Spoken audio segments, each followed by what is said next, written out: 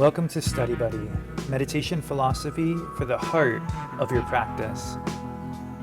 This is a live online discussion of ancient yogic texts amongst meditation practitioners in the Shambhavananda yoga tradition. My name is Acharya Satyam, a resident teacher at Konalani Yoga Ashram in Hawaii, and I welcome you with love and respect. Aloha, namaste everyone. We had a little bit of a technical difficulty and forgot to press record until after the explanation of Sutra 3.43. So I'm going to recap it here real quick and then we'll jump back into the class as usual.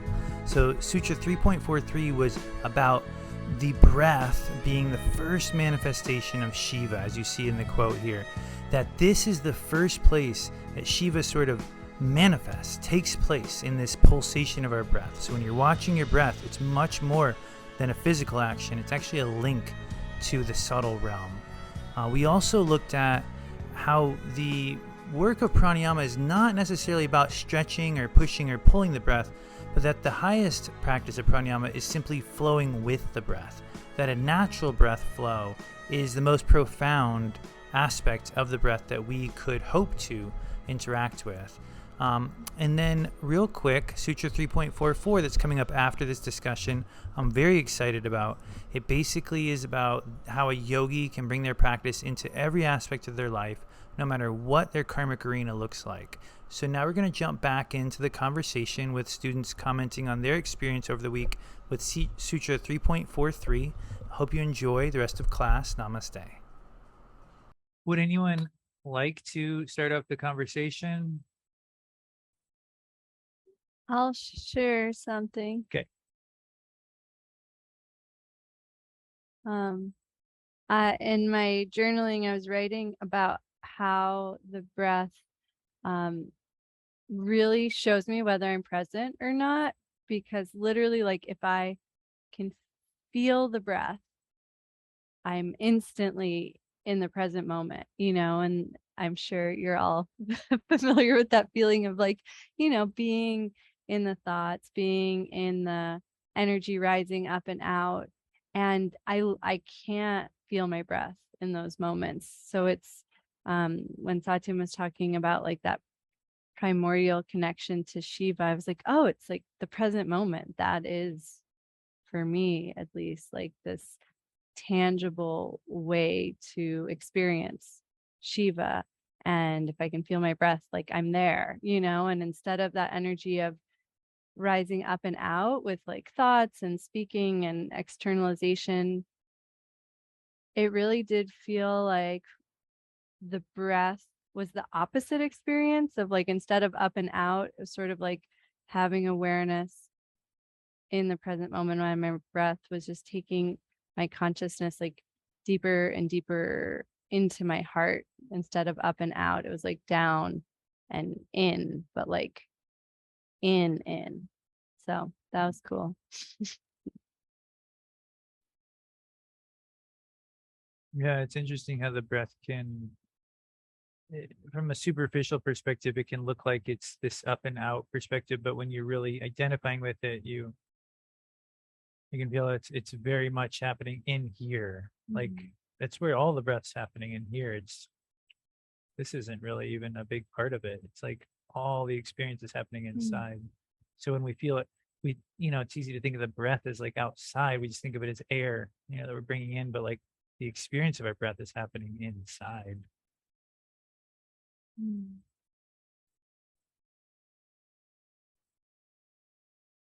Yeah. Prophecy, sure. So after the last two classes with Babaji and with you guys talking about all of this, I experienced the breath as massaging my I don't know, I don't want to say chakras because I'm not like experiencing the chakras. It's more like massaging the feeling of love or massaging my inner self. And sometimes it will help expand or clear out something, or like tickle me so I can feel where my heart is. That's how I experience it, or have been experiencing it. Thanks, Prabhuji. I'm just sort of sitting with that.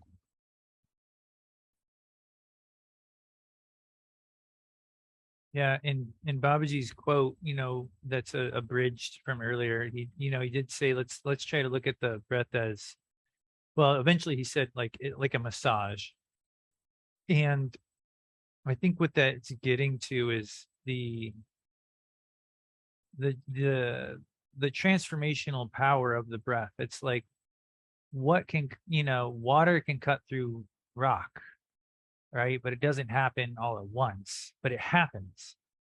Absolutely, and it feels like the massage is when you of the breath is when you're actually feeling the energetic experience of breathing rather than just the superficial what water looks like as it brushes up against a rock. But what if you could feel the micro level chipping away at that rock in that one splash? Well, that takes time. You have to really watch and feel and like we can do that because we are the breath. And if we're really paying attention to the part of us that it chips away, it's like you will feel that force happening, and it seems like one of our biggest lessons is, we all want the force to be some strong pranayama. We want to see a waterfall, we want to see a fire hose, but that's very unrealistic in terms of like most of the work of the breath is occurring in a very natural way and very sort of quietly.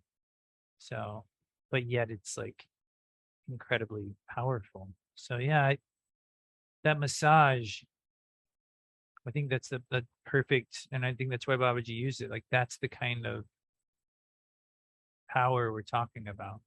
What kind of power does a massage have? Interesting, is a massage powerful? Yes, incredibly.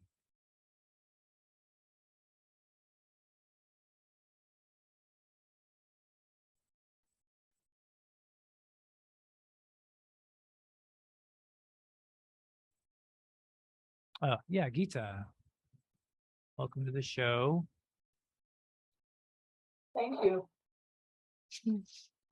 For me, the key phrase is in Babaji's words, do not control the breath. That doership, you were talking about a fire hose.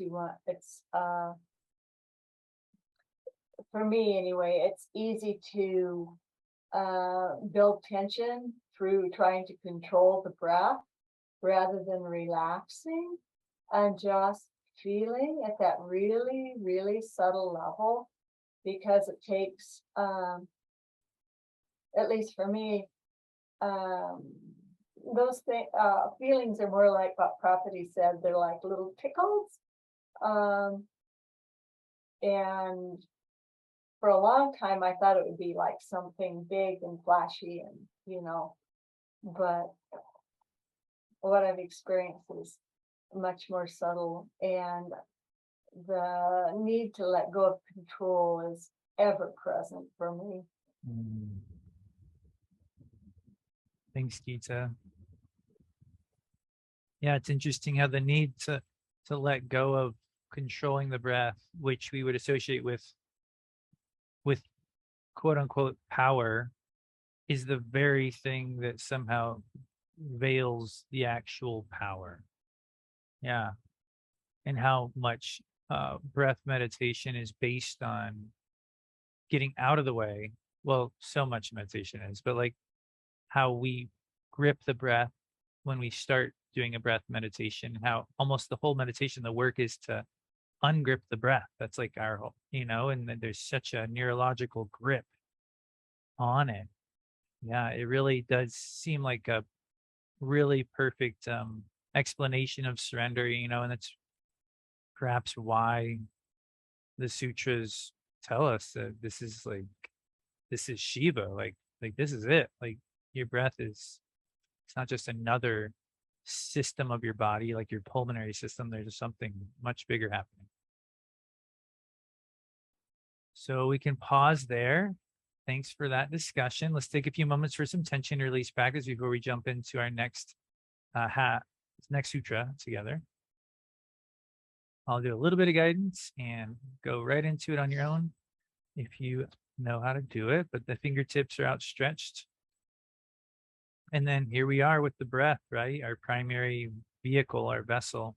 And so breathe it in nice and slow, like it's a crystal clear, stream flowing off of a glacier, just so pure down to the heart, and really take your time getting there. And then as you hold the breath in the heart, you don't want to feel any tension. You almost want to just feel like a pool of water, like there's no tension there. It's just an accumulation. It's just a moment of absorption. And as you exhale, that breath, that pool sort of flows out of the heart, down the arms and out the hands, sort of carrying with it, of course, the ash or the debris of our psychic system. And so take your time and work with the breath here in a really natural way, but try to tap into the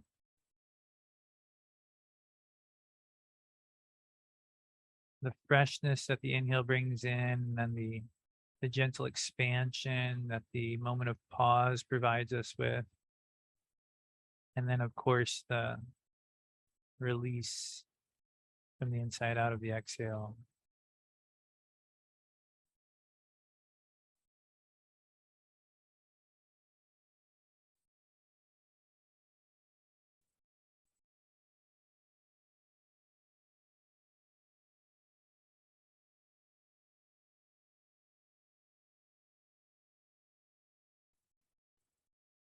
And try to feel the breath working for you, working with you.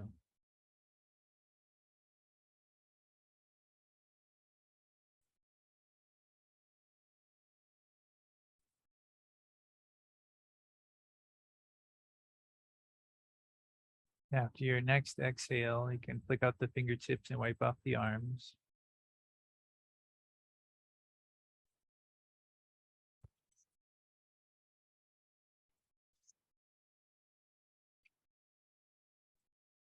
And I will sort of magnify the screen, so in case anybody's on a mobile device, you can see it better. All right. It is one of our longer sutras. They seem to get longer and longer as you progress into the back of the book.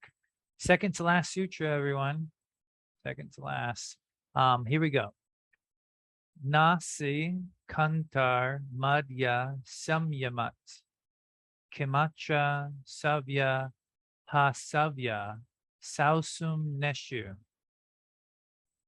Here we go. Try it together. It's just really one syllable at a time, Nasi kantar madhya samyamat kimacha savya hasavya sausum nesu. In all the channels, left ida, right pingala, and middle shushumna, there is prana shakti. By the constant practice of bringing one's awareness to this inner state of prana shakti, there abides the awareness of that central reality under all circumstances and in all conditions.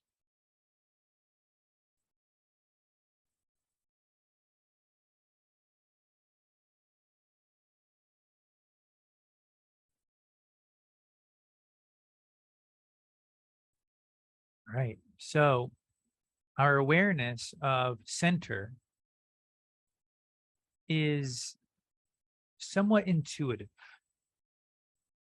because our center is essentially unseen. Yet, when you just rock left and right with me, you're rocking left and right of what? Right? Or correct? Center. But where's your center? Point to it. Show me it. You can't, but you know it. You're rocking right around it. You're referencing it constantly. And so from this perspective, we are in a lot of different situations throughout our day that are left or right, whatever that might mean. But we're never far from center. We're actually never apart from our center. No matter how far left you rock, you're referencing your center. And so from this perspective, our center is always with us. And in this sutra, we also see this energetic center, the shushumna, the central channel of that would be residing alongside your physical spine. And it's a central force that energizes the 72,000 plus nadis in our psychic nervous system. And even though it may seem that some of these nadis really get far from center, they're all fueled by our center. And therefore, they're all still our center, even though they might be left or right, quote unquote. I'm calling this I think this might be somewhat of a new word, but I'm calling this a meta-physiological analogy that the sutra presents us with. Metaphysical, but not physical, meta-physiological analogy. And they're presenting us with this as a way to help us understand why, as yogis, we can and should seek our center, as the sutra says, under all circumstances and in all conditions.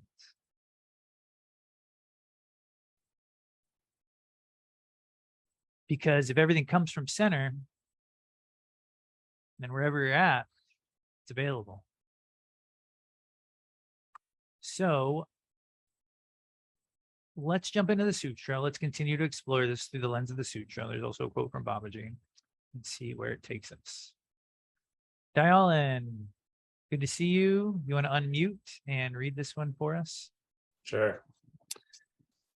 Shiva Sutra 3.44 teaches. Can you hear me okay? Doing great. Yep. Yeah. If the yogi's consciousness is attached to the life force of Kundalini, then it does not matter to them how they journey in this world. They may travel in any of the three veins, yet they always remain the same. They may travel in ordinary breathing in the right vein. Dakshin is a little blurry, but Dakshina Nadi, or in the left vein, Vama Nadi, or they may travel in Pranana Shakti, the central vein, Madhya Nadi. These three veins, Ida, Pingala, and Shushumna, are predominant in all 72,000 veins. In the Svachandra Tantra, these 72,000 veins are compared to the veins in the leaf of the chinar tree. Just like the veins in that leaf, so also in the body of prana, there is only one central vein, from which are projected thousands of smaller secondary channels. As the thread-like veins in the leaf of a palasha tree completely pervade that leaf, so do those innumerable subtle channels completely pervade Vyaptam, this body. All right. Thanks, Dialan. That was a challenging one. Yeah, I was like, wow, I really threw down on this slide. Yeah, thank you for hanging in there on that. But yeah, this really, I wanted to include all this. In fact, the last half is actually a footnote that I found really helpful with the tree analogy. But yeah, it's really spelling out our work in the sutra, that basically we've got these three, this central path, we get the central vein, and then we have all these subsidiary veins, just like a leaf has the central vein in the middle, and then it goes off into what almost appears to be almost like infinite, cells. And in that, in our lifetime, we are going to travel out on these veins. Like, we're going to be moving through our life, and if you were to track your movement, it almost look like it's going out towards the end of this leaf. And that's okay. And that's always going to be okay as a non-dual yogi, because center does not mean physical center. It does mean that there is a physical center, and it does mean that is a part of our life. But as non-dual yogis, we know that there's also a life happening. There's also manifestation happening, and that both are true, and that our physical center is always with us. So as the text says, it doesn't matter how we journey in this world, we can travel anywhere and still be connected back to that central channel. I've got a quote from Babaji next. But any questions or comments before we sort of continue to unpack this concept?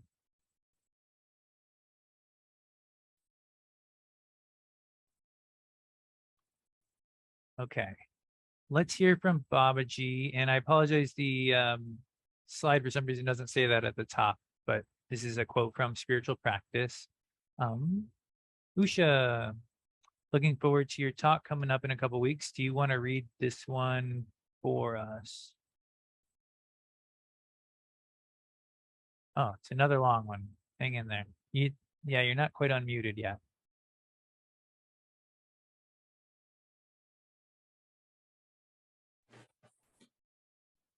I'll go for it. It's kind of blurry, but I think I can. Really? That's weird. It's see really it. clear here. Is it blurry for you? Just a little. Okay, Anyway, if it doesn't hold work, on just just let me a know. second. Uh-oh. I'll get glasses. Oh, Okay. it's not on my end for once. I Yeah. know, but I will be the first to confess that I did many stupid things in my life as a young man. I traveled down many roads that were dangerous and dead ends, but eventually I found my balance. I found my center and I found my heart and I found my spiritual direction. At first, I often fell off the bike, but eventually I got pretty good at it. When I graduated to I graduated to a unicycle and then to nothing. So don't beat yourself up. Just start working, start practicing. Do whatever you do in the world. That's up to you. Your careers and jobs in the world or your karmic arena. They provide an opportunity for all the things that you carry around in you to manifest. Then you can make a choice as to how to deal with them. Do you succumb, get stoned, get drunk, do everything to distract yourself? Or do you focus yourself, become present, and let go of all these patterns that have a hold on you? That's how you begin to evolve spiritually. Nothing external is a solution for our discomfort. Thanks, Usha.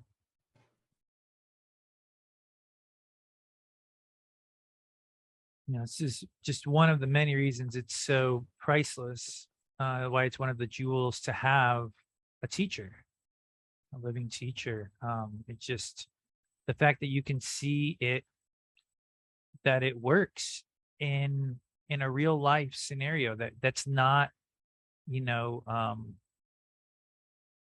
a story, from long ago, but like a story from today, that Babaji says, I made mistakes. I lived in this world, but eventually I found this direction, this practice, and that brought me to my center. And that we all have a path, we all have a karmic arena that is assumed. It's how we work within that karmic arena that defines our experience, whether or not that's a centering experience, whether or not your work is bringing you closer to center, or whether that work is literally distracting you from center. And that's always going to be in our court, up to our practice.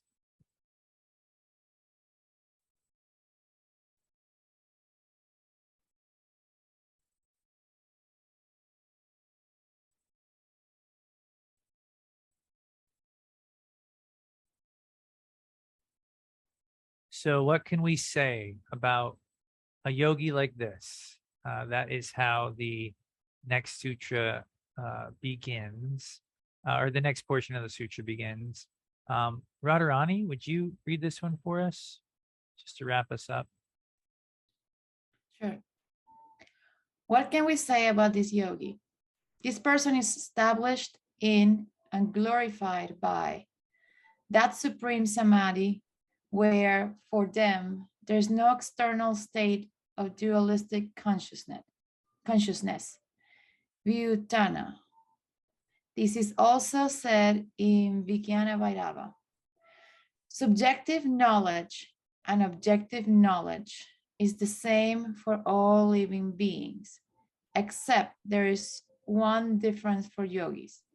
In both kinds of knowing, yogis always remain aware of the metaphysical subject without which there can be no such thing as an object. Vijnana Bhairava 106. This is the difference between yogis and ordinary people. Thanks, Radharani. What can we say about this yogi? You know, it's like, it's almost this like moment in the sutra where it's like, what can we say? It's just, they just have this quality, which later in the sutra will be also described as like a gracefulness, a smoothness, a way that they operate, because they're not basically bound by dualistic perspectives. They've really found their center within their reality. And that this is the very thing. This is the very thing that separates a yogi from a quote unquote ordinary person, or as you might see in the movies, a muggle. You know, I don't know. There's always this thing, you know, but it's this understanding of this unseen center that pervades everything that you're doing while you're doing. That's the thing. That's the defining characteristic, perhaps, that we all have subjective and objective knowledge, meaning we all have knowledge of who we are and who we think what we think the world are, and we all have an idea of what, you know, how this all works. But the yogis encounter all those ideas plus one. They have this, as it says in the text from a footnote, the metaphysical subject without which there can be no such thing as object, meaning this intuitive center around which all of this knowledge revolves. That will never be spelled out, can never be pointed to. Where's your center? You know it, but you can't quite say it or point to it, and that's okay.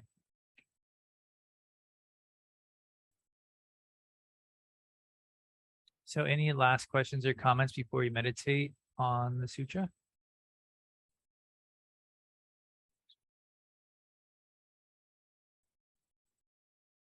Well, feel free to adjust your seat. Make sure your seat sort of feels sustainable for 20 minutes or so.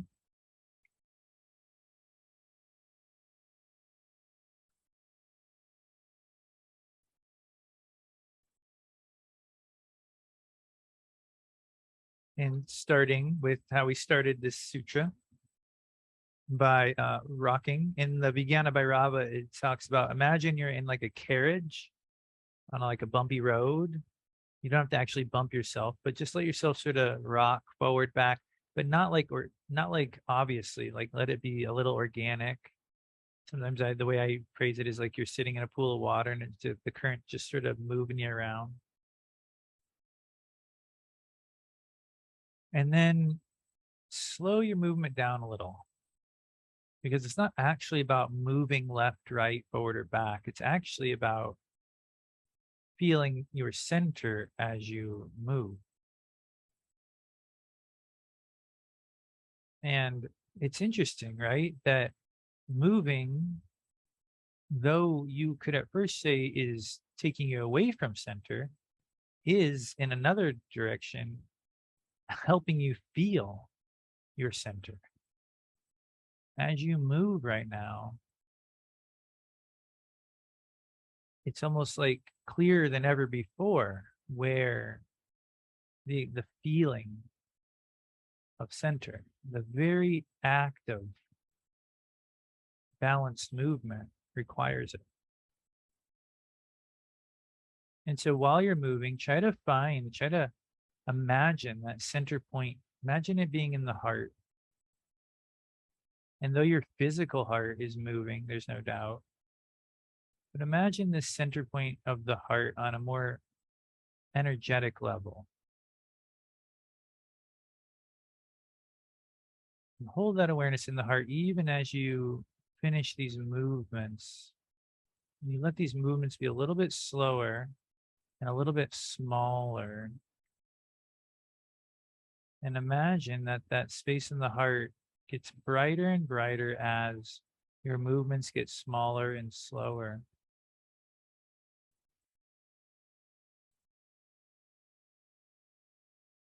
That the space of center expands as you become centered.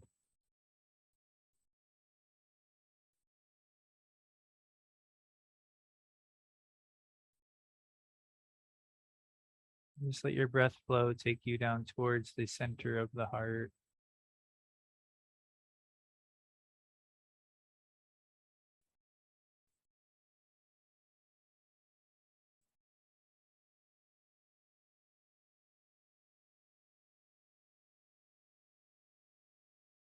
And now that we're still,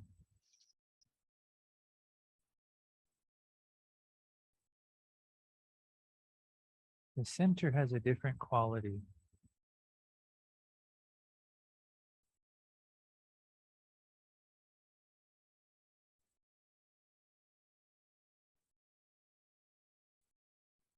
It's still there, but it's much quieter.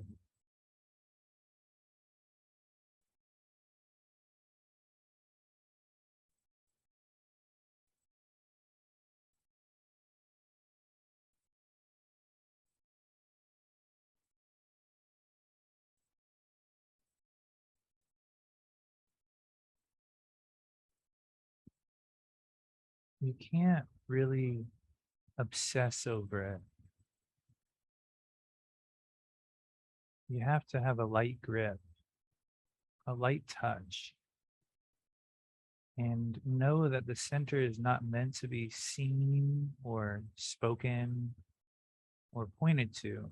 It's always going to be a subtle experience in the background of your awareness. And so let it be that. And let yourself be in that background of awareness with it instead of trying to pull it forward.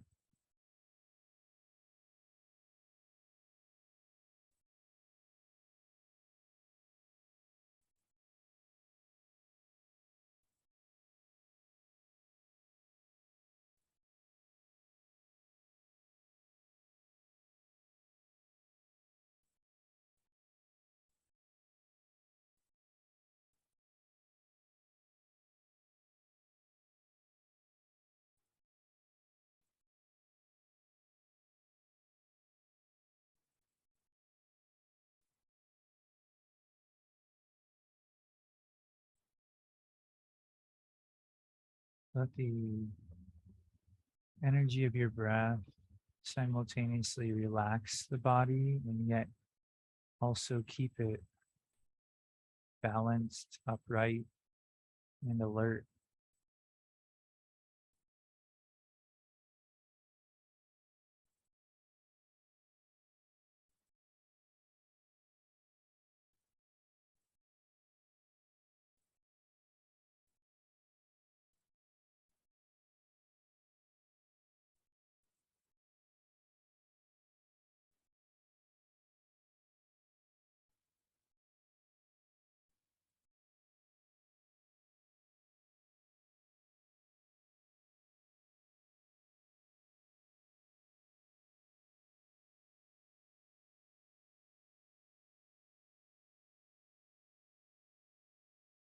You can feel that pathway of the breath coming in through the center of the forehead, down the throat to the heart.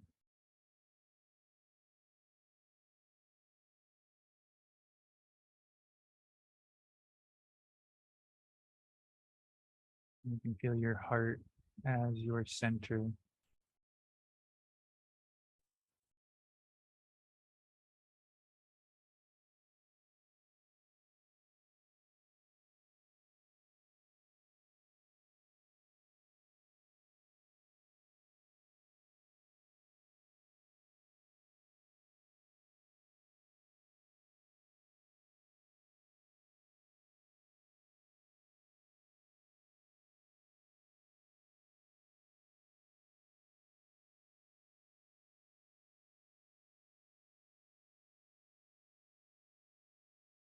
And imagine again balancing, maybe on like a tight rope or on a ball. Imagine the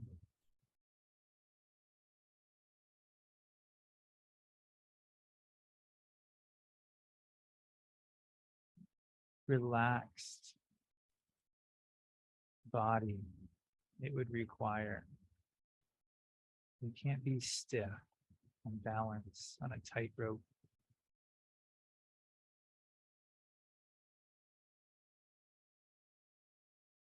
This fluidity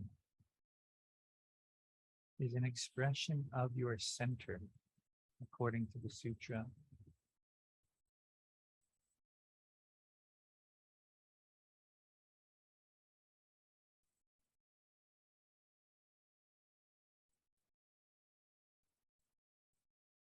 The energy of your center is the very thing that removes stiffness from the body, we are told.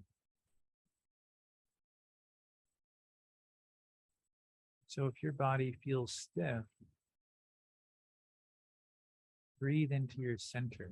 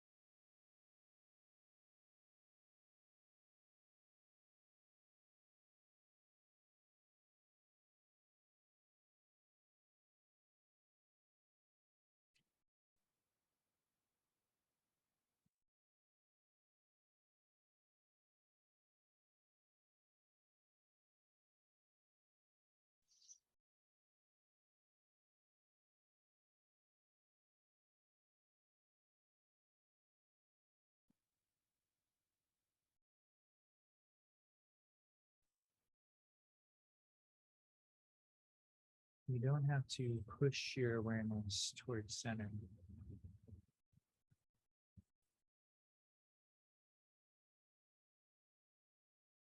You just have to breathe with awareness of center.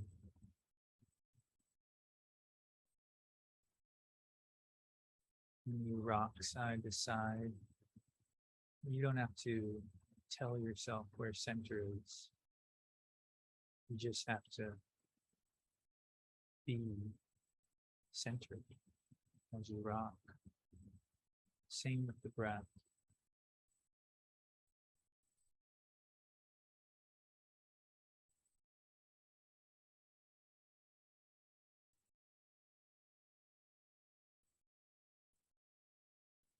Let the breath move and you hold center.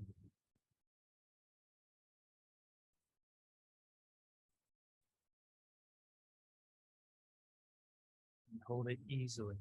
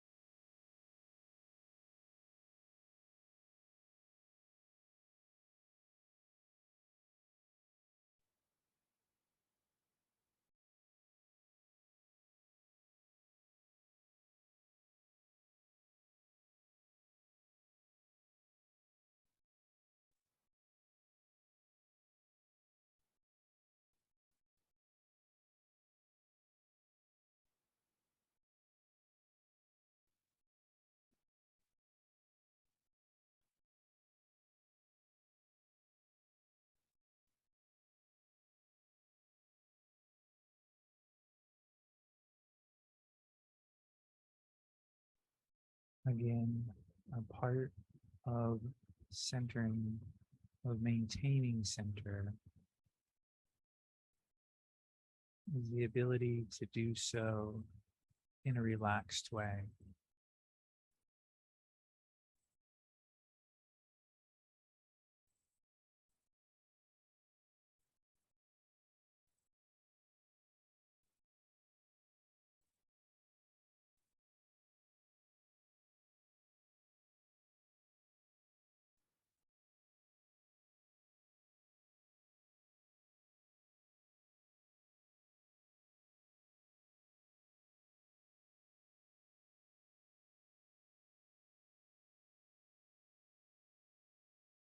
Just like maintaining your center when rocking left or right is relatively simple.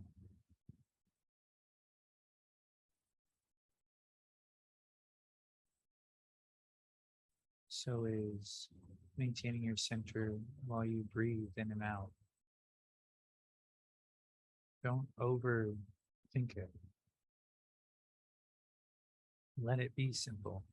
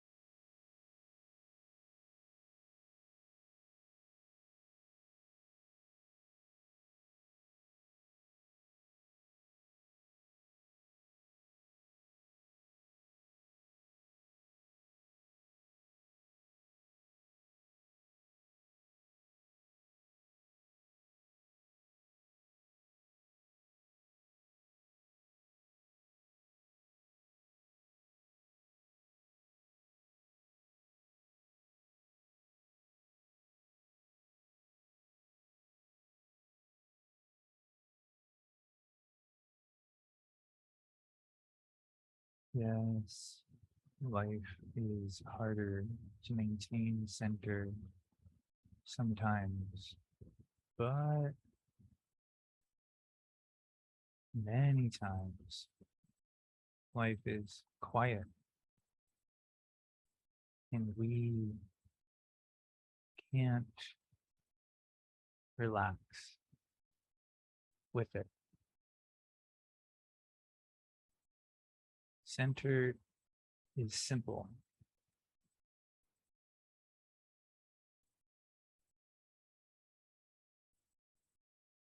It's in the background. It's inside.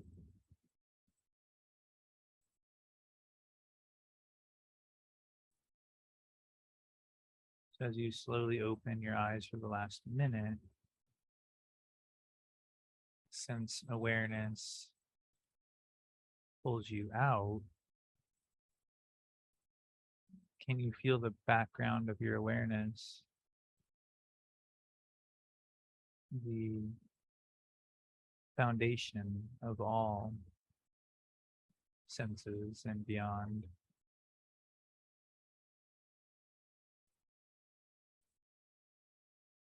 That allows all of this to happen without tipping the scales or throwing us off balance.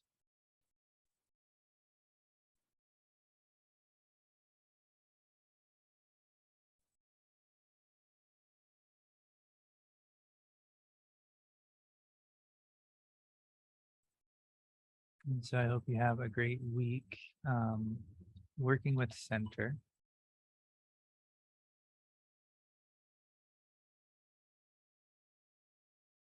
And in many different circumstances, as the sutra asks us to do in any and all conditions.